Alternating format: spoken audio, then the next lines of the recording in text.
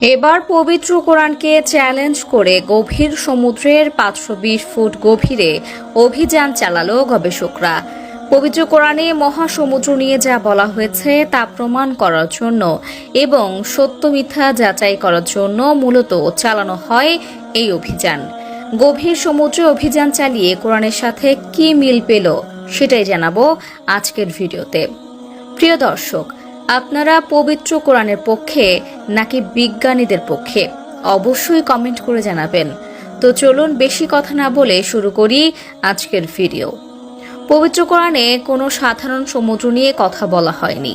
পবিত্র কোরআনে বলা হয়েছে মহাসমুদ্র নিয়ে।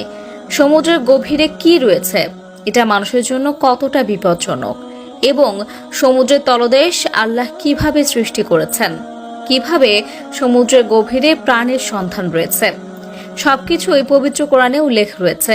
পবিত্র কোরআনে আরও বলা হয়েছে গভীর সমুদ্রের তলদেশে প্রাণের সন্ধান রয়েছে।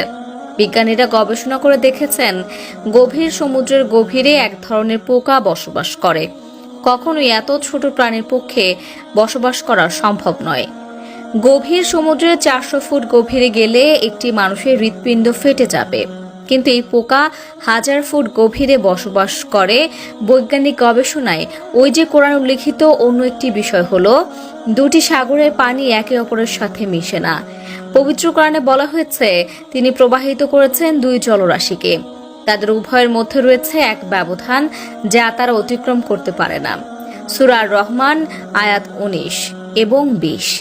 বিজ্ঞান বলছে এক নদীর পানি মিষ্টি হওয়ায় এবং অন্য নদীর পানি লবণ হওয়ার জন্য অপরের সাথে কখনোই মিশে না। তারা এর বাস্তবতা প্রমাণ করছে সাগরের নিচে গভীর অন্ধকার নিয়ে। কিন্তু মজার বিষয় হলো হযরত মুহাম্মদ সাল্লাল্লাহু আলাইহি ওয়াসাল্লামের সময় এমন কোনো যন্ত্রাংশ আবিষ্কার ছিল না যা দিয়ে সমুদ্রের অন্ধকার সম্পর্কে জানা যেত। তাহলে তিনি কিভাবে জানলেন, এই প্রশ্নটি সবারই থেকে যায়। এর সহজ উত্তর হলো যিনি প্রিয় নবীর উপর পবিত্র কোরআন নাজিল করেছেন তিনি তাকে জানিয়েছেন গভীর সমুদ্রের গভীরতা এবং অন্ধকার সম্পর্কে। আধুনিক বিজ্ঞানের যুগে বিজ্ঞান নানাভাবে নানান যন্ত্রপাতি আবিষ্কার করছে এবং তারা অভিযান চালিয়ে তার বাস্তবতা এবং সত্যতা প্রমাণ করেছে। পবিত্র কোরআনে উল্লেখিত সকল বিষয়ে আধুনিক বিজ্ঞান একের পর এক সত্য প্রমাণ করছে। তারা পবিত্র কোরআনের ভুল খোঁজার জন্য মরিয়া হয়ে উঠেছে, কিন্তু যে পবিত্র কোরআন আল্লাহ নিজে বানিয়েছেন সেই কোরআনের ভুল কোনো মানুষের পক্ষে ধরা সম্ভব নয়। সবচেয়ে বড় একটি উদাহরণ হলো একজন প্রখ্যাত বিজ্ঞানী ডক্টর মরিস বুকাইলি, যিনি একজন ফরাসি চিকিৎসক এবং বিজ্ঞানী ছিলেন। ডক্টর বুকাইলি মূলত ফারাও রামসেসের মমি নিয়ে গবেষণা করার সময় আল কোরআনের সঙ্গে তার গবেষণায় মিল খুঁজে পেয়েছেন। তার গবেষণা চলাকালে তিনি আবিষ্কার করেন যে পবিত্র কোরআনের একটি আয়াতে বলা হয়েছে দেহকে ভবিষ্যতের মানুষের জন্য একটি নিদর্শন হিসেবে সংরক্ষণ করা হবে।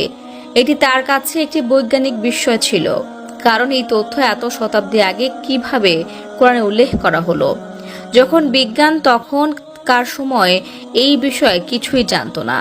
এই গবেষণার মাধ্যমে তিনি কোরআনের বিজ্ঞানসম্মততা এবং ঐতিহাসিক সত্যতাকে স্বীকার করেন এবং অন্ধকার থেকে আলোর পথে ফিরে আসেন। তা দর্শক, এতক্ষণ 24 ঘন্টা নিউজের সাথে থাকার জন্য ধন্যবাদ।